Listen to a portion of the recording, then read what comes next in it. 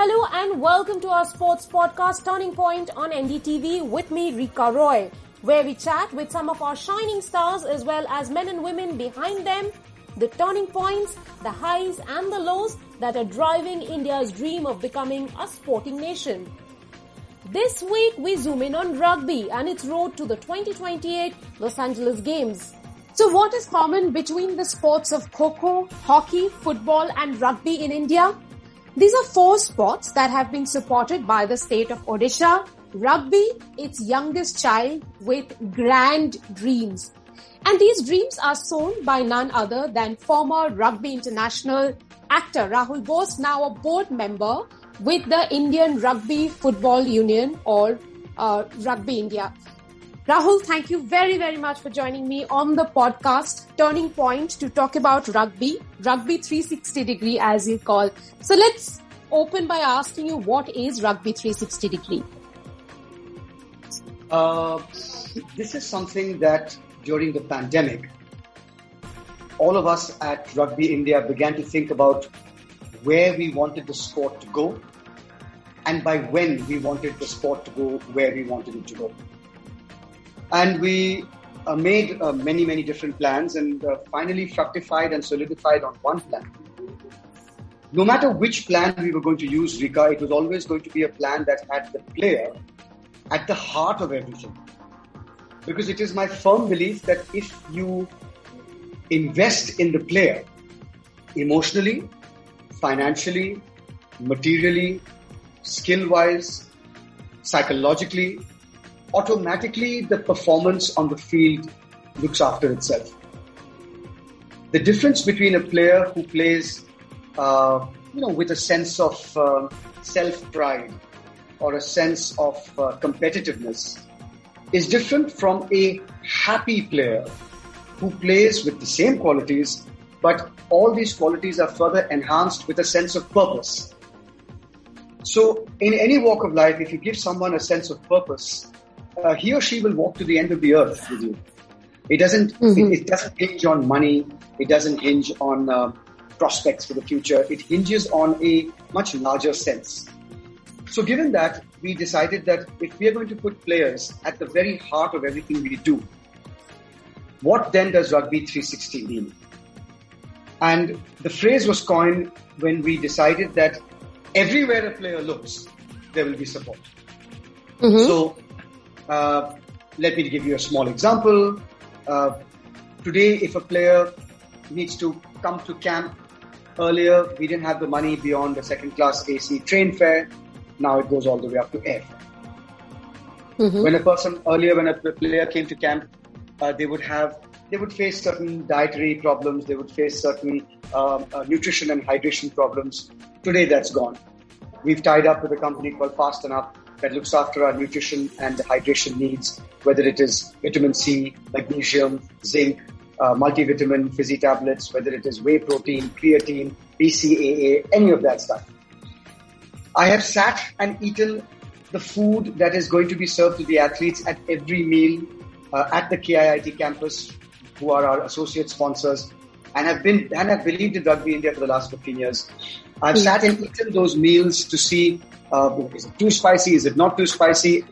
Am I overreacting? What do the players think? All of that. Mm-hmm. When a player comes into camp today, they get a care package. And the care package is something that sounds so fundamental and forgettable, but not for players who haven't had it before, and not for players who invariably have had to bring these things themselves.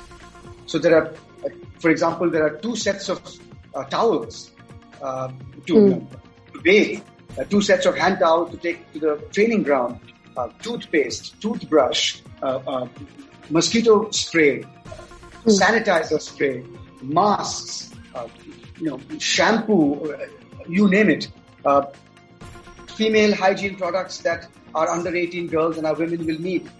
So it's not so much the money that's being spent, Rika, it is the thought behind the fact that this is how I would like to be treated, when I played for them.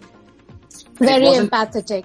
Very, very empathetic, I must say. And it's not only that, I think that this is the first time in history that the Indian Rugby Football Union has hired a former female rugby international to be the 24/7 caregiver for all the girls or the women at camp. There are many issues that women face that they might not be able to tell what is still now an all-male Indian rugby board, and that's going to change very soon. But right now it is all-male, and there are many things that they might not be able to say to the CEO or to the team or to the rugby board or to the rugby development board officials. So there is now a caregiver who they can talk to about anything, 24/7. She also has another assistant who's also a woman. The physiotherapist of the Indian under-18 girls team that is now at camp in Bhubaneswar is the captain of the Indian women's team. Bhavi's Barucha is a qualified physiotherapist. Right. So, it is all of these things, Rika. Now let me get on to the larger scale, the larger picture. I'm heading the sponsorship committee. So once I got onto the committee, we acknowledged our gratitude to our current sponsors. That is Associated General, who've been with us for the last 7 years.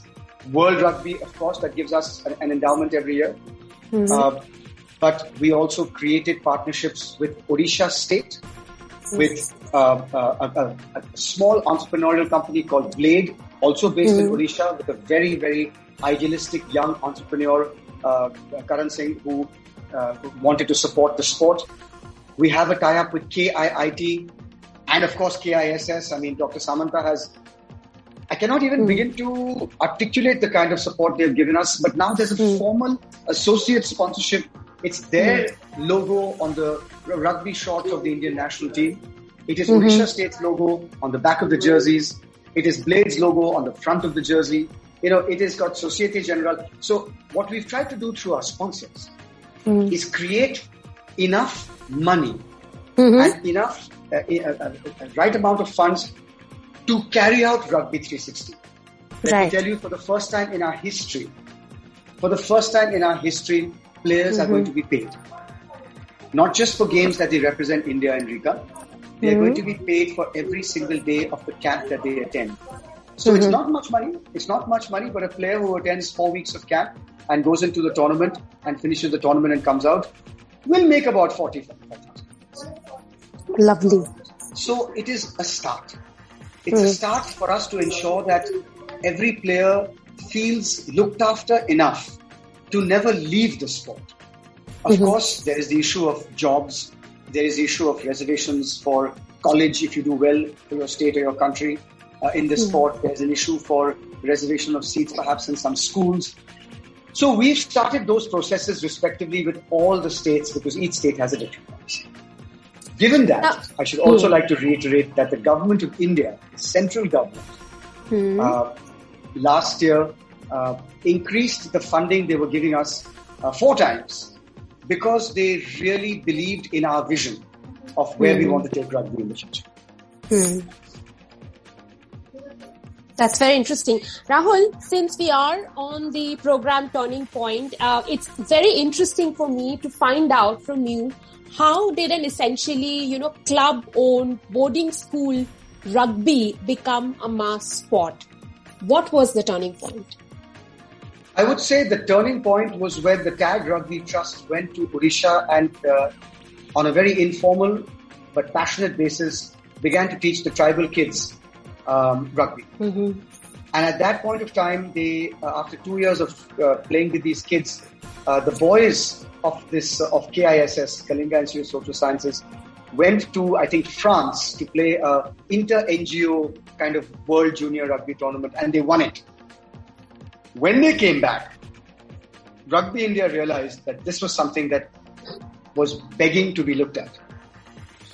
And that's when an organized thrust into teaching rugby at KISS started with Dr. Samanta. And once that started, and once the tribal kids began to play, and once these tribal kids began to really, really display their stamina, their tenacity, their willingness to not lose, after they displayed all of that, we realized what a grassroots sport, Rika, this could become. Couple that with the rise of television and the EPL and tennis and chess and all these other wonderful sports, and we realized that most parents current generation parents who come from a socio-economically upscale background would not want their children to be at physical harm in a sport that has zero hope of a financial future. So we said, fine. Then we have to go to the grassroots. And this is all in my absence. I was playing for India till 2009. So what did I know about all this? The grassroots initiative started. And so today you have us having access to 300 tribal schools in Telangana. You have us having access to children from socioeconomically underprivileged backgrounds in Odisha, in Chhattisgarh, in Bengal. I must mention the Jungle Crows are doing some wonderful work in Bengal. So we have, Maharashtra has a history of sports persons coming out of tribal backgrounds that is something waiting to be tapped. We are right now on the threshold of a very exciting initiative with the government of Maharashtra where the numbers will go through the roof. Societe Generale sponsors a World Rugby initiative called Get Into Rugby, which basically means get children playing, not tackle rugby, touch rugby. Get them playing, and if they don't play after a couple of times, that's fine, but let's get them into rugby. And last year, not last year because of pandemic, the year before that, the country that racked up the largest numbers of getting children into rugby in the world was India. So I can tell you this, two things. Rugby today is played by people like me, maybe 1% of the population that's playing rugby in 275 districts across 730 districts in India. And rugby is the largest, least known sport in this country because it's not on television. But it's played. You'll be amazed to see the teams from Kolhapur and the teams from Saraswatipur and the teams from Jharkhand and the teams from Odisha and the teams from Haryana and Delhi and Kashmir playing the sport in a way that you could never imagine. I could never imagine 10 years ago. It's interesting, Rahul, and I think it's appropriate for me to mention to my listeners here that almost 80,000 players today in all age groups play rugby across length and breadth of India. Now, Rahul, you mentioned about, Government of India increasing your funding 4 times after you gave them that presentation. There must be, for them, it must be also one of those key sports which they then expect is going to get them some returns. And my understanding is that you're looking at Los Angeles 2028, right? First of all, the government of India has not put any conditions to. We used to get a small but decent purse earlier, and now we get a slightly bigger and more decent purse. This is not the purse that they give what is called Category 1 sports, which is priority. The high priority sports, which are Olympic merry-go-round sports. So right now, our girls are ranked 9th in Asia. Our men are ranked 13th.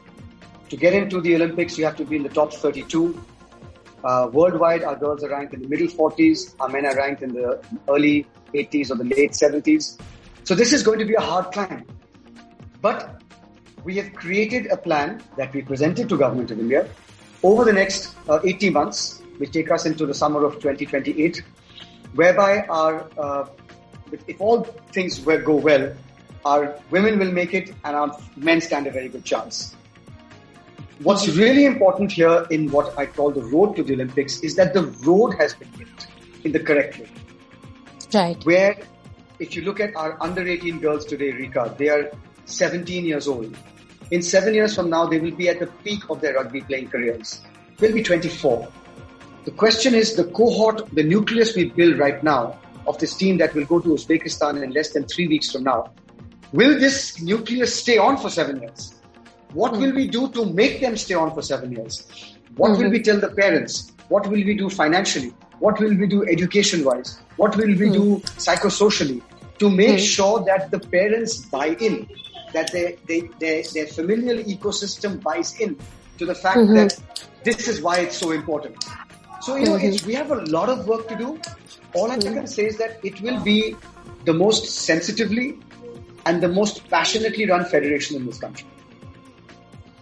Rahul, what I also understand that rugby is one of the most gender evolved sports in the country today, while India is looking at 50 50% men, 50% women participation in Paris Games and going forward to have gender equity. Perhaps rugby is one of those sports that, can help India see the future of Olympic Games. For us, it started very organically. How many times have we seen the national tournament of any sport happening differently for men and differently for women? It's only now, I'm very happy, in the last 4 or 5 years that you can see the same tournament being played with the same grounds, with the same crowds, with the same facilities for men and women. But it still doesn't happen in the majority. Whereas for us, when we started women's rugby, we had it 10 minutes after the men's match or 10 minutes before the men's match. It was the same crowd, it was the same facilities, it was the same jerseys, it was the same kit, it was the same referees, it was the same, medical facilities. Everything was the same. And that culture has not dropped for a second, because for us, it's like breathing. There is no difference. In fact, today our girls are ranked higher than our men for many factors. And I don't want to put the men's passion or their skill down. It's not because of that. It was before the women started playing. The women only started playing 7-8 years ago. So it is ingrained in our culture that a player is a player. No matter what the gender, a player is a player. So when we look at, as I told you about, in our camp, we have a 24/7 caregiver. We have, certain products that are given to the caregiver to say that, look, whoever needs this, we understand biological needs. And if there's anything that we don't know, and there's a lot we don't know, we are men. So there's a lot we don't know, do let us know, whether it's psychological, whether it's emotional. Do not forget, Rika, when we start getting into the ecosystem of the parents and the children back home, it's a very, very different world for girls. Some of these girls had to fight to wear shorts to play rugby. Some of these girls had to fight.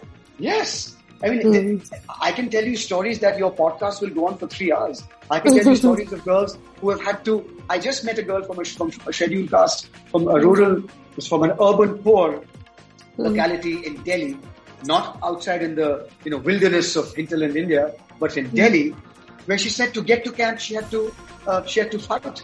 She had to fight her father and the elder male relatives to get out of the house and get to camp in Bhubaneswar. Wow. So we have to factor in the realities of India. And there are many different Indias, I understand that too. But the realities, the worst realities of India, when we are looking specifically at our girls, it's not just income. It's patriarchy, it's misogyny, it's fear, it's orthodoxy, it's all of that stuff. So in that way, I think I'm pretty well placed to be in on the board of a sport like this, because I bring to it a lens that while my fellow board members don't lack empathy, they might not have the engagement and the experience that I've had working on gender for the last 2 decades. So I'm not saying I'm the oracle or I'm the all-knowing person when it comes to gender, but certainly more than people who have never been engaged in it in an active way. So that's the lens, Rika, that I am very proud of sharpening on the Indian Rugby Board, and it will continue to get only sharper, because more and more women are going to get on the board, more and more women are going to be in positions of power. And just last month, when the Indian Rugby Board had a meeting, we actually laid down certain reservations and slots for women that no other sport has done. And we are determined to carry it out in our next elections, and in the districts, in the states. We are constantly, one of the male members of the board said, look, if there aren't good enough women, what do we do? And I said, that's an argument that cannot hold water. You have to create positions and force women to step up and take those positions. Because if you say there aren't enough women, therefore there'll be no positions, women will never aspire to those positions. So I said, if you do not create positions and insist, it's never going to happen. It'll be chicken and egg. This is the same argument that a lot of people have in other walks of life in the world, in terms of how do we give it, because the right women are not, they're not qualified enough. And I keep talking to them the difference between equality and equity.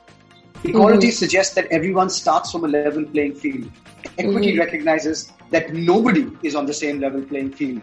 And you need to first level that field before you start looking at it. Rahul, let's talk a little bit about your own journey. You have passionately loved the sport. You have played till 2009. That means at least 9 years you've played rugby for India. Now, for the last year, you've been dedicating 4 hours a day, every day to the sport. You've traveled 15 states, elections around the corner. Where does it take you from here? And how much time does it leave you for your other things like acting? So, I'm writing a new film, which I'll be directing in January or February. I have 3 series. I've accepted one. I'm looking at the other 2 that I'll be acting in from October onwards. I have just released a series in Bengali. Another series that I've done is releasing in January on one of the top OTT channels in English. I run and have founded 2 NGOs, one dedicated to child sexual abuse and the other to the equalization of opportunity and development through education of children from Kashmir, Manipur and the Andamans. And now there is rugby in my life at an administrative level. And there was never any time, and there never will be. But magically what happens, Rika, and there will be so many of your listeners who resonate with what I'm saying, when you find something else that you want to do, let's say I fell in love tomorrow, do you think I wouldn't make the time to spend with my beloved? I wouldn't go out for dinner. I wouldn't go for movies. We wouldn't just spend the whole evening chatting. Mm-hmm. So what happens is that time is magical. It expands when you love to do things, and it contracts when you hate to do things. How many times have we said we just don't have time for this, when in actuality we don't really want to do it? Mm-hmm. So I liken this to appetite. When you are at a buffet that has palak, karela and turai, you might not be that hungry.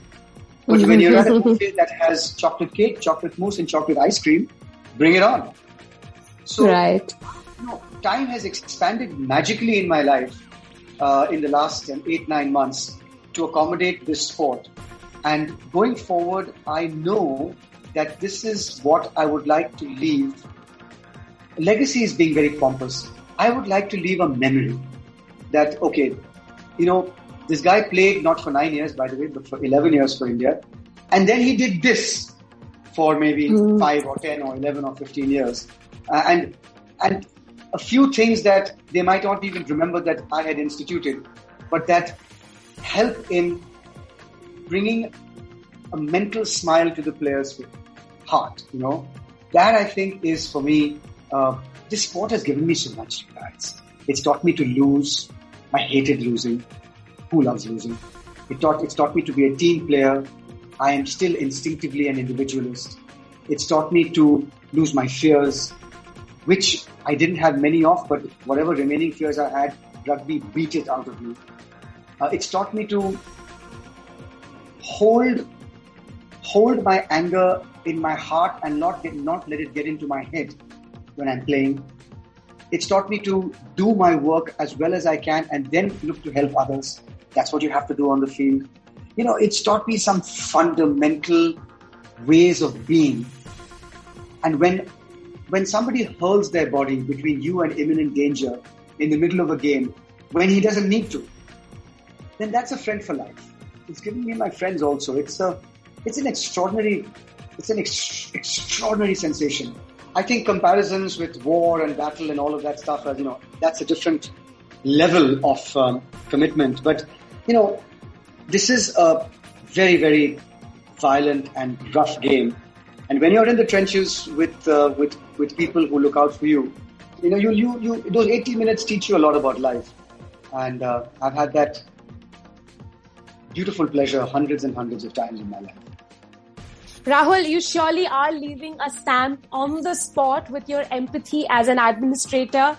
And may Indian rugby hold your hands and grow from strength to strength and leap to Olympics in 2028. Thank you very much for joining me on Turning Point.